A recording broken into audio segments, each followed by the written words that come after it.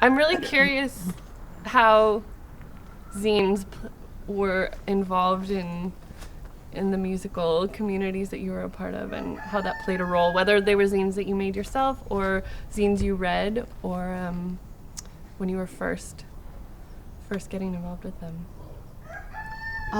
Well, in the early punk scene, there was a zine called Lobotomy that Pleasant Gaiman used to put out.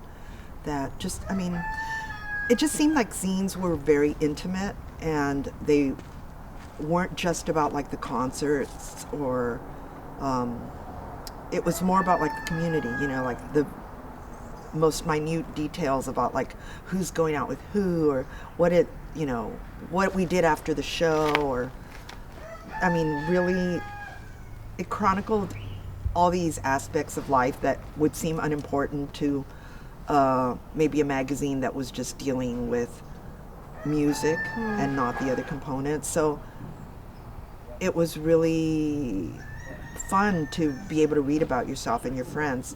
And another one that did that was Flipside. And that one, I mean, I think those zines really supported people that were that hadn't made it big yet and needed like just a little bit of extra encouragement, and it made us all feel important, even if you were just, you know, even if you were just like somebody that was happened to be at the show. Yeah. It made you feel like you were part of the community. So it solidified that. I don't know if that makes any sense. Yeah. What about you, Allison? Yeah, I mean, I think definitely with Girl Germs, that was a zine, pretty much the only zine I've done, but we did it for a while. But we did Girl Germs before starting Bratmobile, I think. And so it really was, for me, my first form of kind of having a voice or expression in punk or whatever. I mean, we weren't original early punk, but we identified as punk. And I think so much of it is just sort of like this idea, which we had with Riot Girl as well, was taking over the means of production, you know, and that's kind of what that zine making is. It's like, okay, maybe when you kind of feel a little bit powerless and you want to have a voice and you don't know what to do with your voice, you can put it in a zine. And anyone can make that, and it's just fun, even just the cutting out of things and pasting and drawing and whatever, and then you have it all laid out, and then you put it in the machine, and then you staple it and fold it and everything, and it's so exciting, you know. You're like, look, I have this product. But I think it was so important, to informing community and bonding with other people. You could trade zines and pass out zines and stuff, and just a way to have a voice. And I mean, later, I was singing in Bratmobile, so that was really my voice.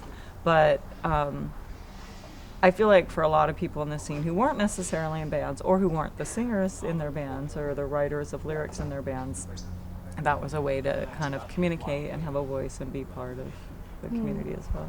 Yeah, I think like zines were kind of the punk rock of journalism, you know, because you didn't have to have like a professional camera and take, you know, your photos perfectly lit. You could have a snapshot and somebody could handwrite whatever they wanted to write about. And in fact, or cut things out of a magazine and glue them.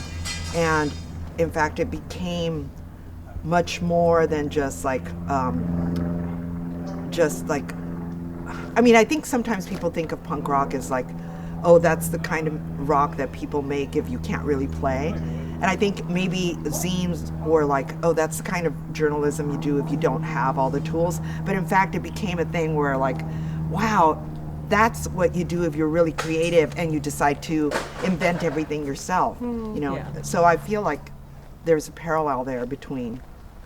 Because even now you chose to self-publish your own books still. Yeah, I chose to self-publish my second book because I wanted to have the experience, know like everything that goes into like taking a book from writing to like actually getting it to a store.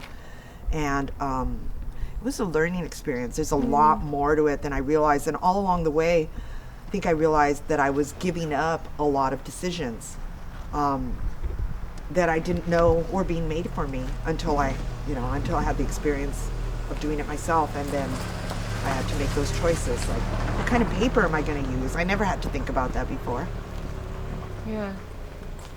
It's amazing. Yeah, I mean, and I think so much is like, if you're not seeing the things you want to read or see or hear in mainstream, like, in the newspapers or magazines or whatever, then yeah, just make it yourself. Don't wait for your culture to be fed to you. Like, create it, be part of it, participate in it. So, I do remember, like, our first zine that we did, I think we had an interview with Calamity Jane, this all-girl band from Olympia.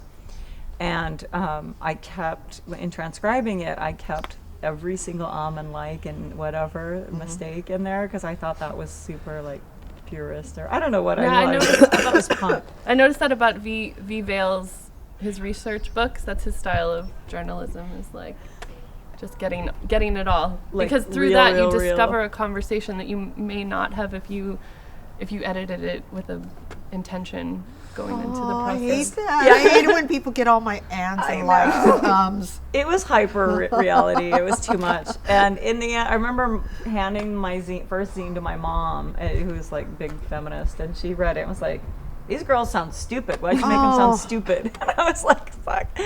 But I realized, yeah, maybe clean it up a little and just get the good words in there.